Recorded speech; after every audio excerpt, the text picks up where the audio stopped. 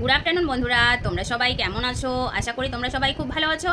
তো আমিও এখন একটু ভালো আছি, কারণ জ্বরটা সেরে গিয়েছে, একটু সুস্থ আছি, স্নান করে এলাম, মাথা ধরাটাও কমে গেছে। তো তোমাদের সবার ভালোবাসায় আশীর্বাদে আমার হয়তো শরীরটা আজকে ভালো হয়ে গেছে।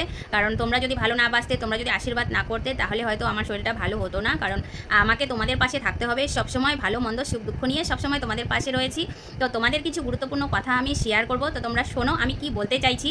পুরো ভিডিওটা দেখবে, তারপরে তোমরা সুন্দর করে একটা বুঝে কমেন্ট করবে। তো তোমাদের বলছি, আমি ফেসবুক প্ল্যাটফর্মে কি করে এলাম। ফেসবুক আমার ছিল আগে থেকেই, প্ল্যাটফর্মে আসার একটাই কারণ সোশ্যাল মিডিয়া করেছি। তো আমি যখন ফেসবুকটা সোশ্যাল মিডিয়া করিনি, তখনই একদিন আমার মেয়ের সাথে একটা ভিডিও আমি আপলোড দিই। তখন হচ্ছে ঠান্ডার দিন ছিল, আর রোদরে দাঁড়িয়ে আমি আর আমার মেয়ে একটা ভিডিও বানাই। সেই ভিডিওটা আমি পোস্ট করার পরে তখন আমার বাইরের কেউ ছিল না, আমার ফেসবুক ফ্রেন্ডদের মধ্যে নিজেদের লোকেরাই ছিল। তো আমি কারো নাম বলবো না। কেউ আমাকে বলছে যে আমি নাকি সিঙ্গার হয়ে গেছি, কারণ যেহেতু মিউজিক ভিডিও ছিল। আর অনেকে অনেক রকম মন্তব্য করেছে, তো সেটাতে আমার কিছু আসে যায় না। তো তারপরে এইভাবে করে ভিডিও আপলোড দিতেই থাকি, একটা দুটো তিনটে চারটে পাঁচটে ভিডিও আপলোড দিতেই থাকি। বেশ ভালোই লাগে, টাইম পাসও হচ্ছিল। এর ওর বাড়িতে গল্প না করে, এর ওর সাথে ক্যাচাল ঝগড়া মারামারি লড়াই এগুলো না করে, আমার মনে হয় সোশ্যাল মিডিয়ায় কিছু করব, সেখান থেকে আমার মনে হয় খুব ভালো হবে। কারণ সবার সেগুলো দেখতাম, সবার ভিডিও দেখতাম, বেশ ভালো লাগতো আমারও। তখন আমি নিজেও চিন্তা করতাম যে আমিও করব, মানে আমি ভাবতাম আমার মেয়ে করছিল, তখন আমি ভাবলাম না, মেয়েকে দেওয়া যাবে না, কারণ মেয়ের এখন পড়াশোনার চাপ, ও পড়াশোনা করুক, আমি করি। তখন আমার কেন যেন মনে হলো যে আমি যুক্ত হয়ে যাই সোশ্যাল মিডিয়ায়। তারপরে এরকম করতে করতে তখনও আমি সোশ্যাল মিডিয়ায় যুক্ত হইনি। তো যুক্ত হওয়ারও একটা কারণ রয়েছে, মানুষ যে মানুষকে এইভাবে উত্তেজিত করতে পারে সেটা আমার জানা ছিল না। তারপরে আমি একটা দুটো ভিডিও করে এরকম দিতেই থাকি, আর আমাকে উল্টাপাল্টা বলতেই থাকে। তখন আমার নিজের কাছের মানুষগুলো বলতো, তো তখন খুব লাগতো, মনে হতো যে ওরা আমাকে চেনে, ওরা আমাকে জানে, ওরা এই সব মন্তব্যগুলো করছে, সেটা যেন সহ্য করা যাচ্ছে না। তারপরে একদিন কি করলাম, আমার মাথাটা খারাপ হয়ে গেল, সত্যি আমার রাগ হয়ে গেল যে আজকে যদি আমি না খেয়ে থাকি, আমাকে তো কেউ খেতে দিতে আসবে না। এইরকম একটা লকডাউন মহামারী গেল, তো সেখানে আমরা কি করে খেলাম, কি করে চললাম। সেই সময় একটা মহামারী চলছিল, খুব কষ্টে সবার দিন যাপন হচ্ছিল। যারা দিন এনে দিন খায় তাদের কষ্টের আর শেষ নেই, এটা সবাই জানে।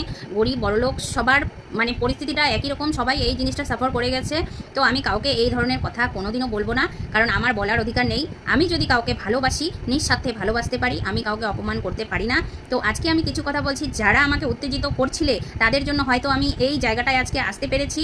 তো এখন আমি একটাই কথা বলবো, এখন কেন হিংসে হচ্ছে যে আমি তো সেটা তোমাকে কোনোদিনই বলিনি না, যে আমি তোমার জন্য, তোমাদের জন্য, তোমাদের কথার জন্য আজকে সোশ্যাল মিডিয়ায় এই সমস্ত ভিডিও বানাচ্ছি।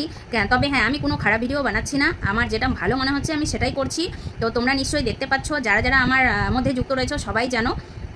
কিন্তু হচ্ছে তোমাদের একটাই কথা বলবো, তোমরা এদিক ওদিক মিথ্যা বদনাম না ছড়িয়ে ভালো প্রশংসা করতে শেখো, ভালোবাসতে শেখো। মনের মধ্যে এই সব আজে বাজে মন্তব্য নিয়ে এসো না। তোমরা ভাবছো যে তুমি খারাপটা বলছো, আমার অবধি হয়তো পৌঁছাচ্ছে না, তুমি এটা জানো না। তুমি যদি আমাকে ভালো চোখে না দেখো, কিন্তু তোমার মতো অনেক লোক আছে আমাকে খুবই ভালোবাসে, যারা আমাকে এই সমস্ত কথা বলেছো, এই ভিডিওটা তাদের উদ্দেশ্যে।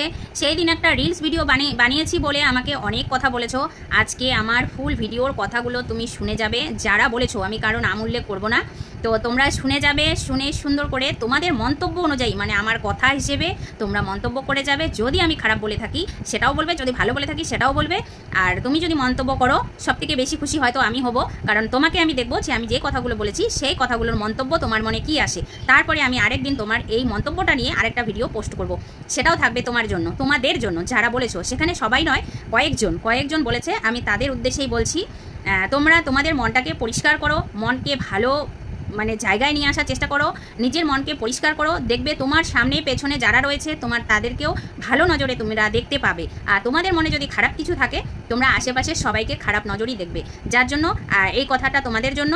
আর বাদ বাকি আরও কিছু কথা আছে, আমি চলে আসবো অন্য কোনো ভিডিও নিয়ে। তো তোমরা মন্তব্য করে যেও। বাই, ভালো থেকো।